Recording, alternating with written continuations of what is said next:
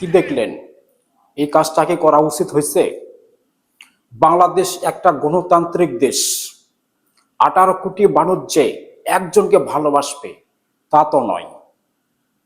গণতন্ত্র দেশ, দেশে দলের অভাব নেই। যে কোনো দলকে যে কোনো মানুষ ভালো লাগতেই পারে। তাই বলে যে এই মহিলা, এই মুরব্বিটাকে থাপ্পড় মারবে এমন তো কোনো কথা নয়। আমার দৃষ্টি থেকে আমি প্রতিবাদ করে গেলাম। জানি না আপনারা কি করবেন এখানে। যত সম্ভব, যত তাড়াতাড়ি এই মহিলাটিকে ধরে যেন আইনের আওতায় নিয়ে আসা হয়।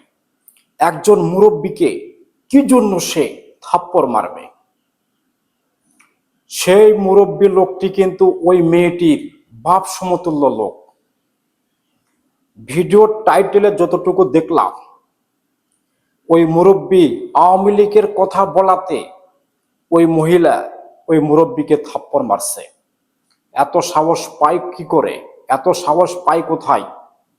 প্রিয় বন্ধুরা, সবাই প্রতিবাদ গড়ে তুলুন। এই মহিলাটিকে উচিত শিক্ষা দিতে হবে। গণতান্ত্রিক দেশে যে কোনো কাউকে যে কোনো মানুষের ভালো লাগতেই পারে। একজন মানুষকে যে ভালোবাসবে তা কিন্তু নয়। একটা দলকে যে 18 কোটি মানুষ ভালোবাসবে তা তো নয়। তাহলে গণতান্ত্রিক দেশ হবে কিভাবে বলেন? সবাই প্রতিবাদ গড়ে তুলুন।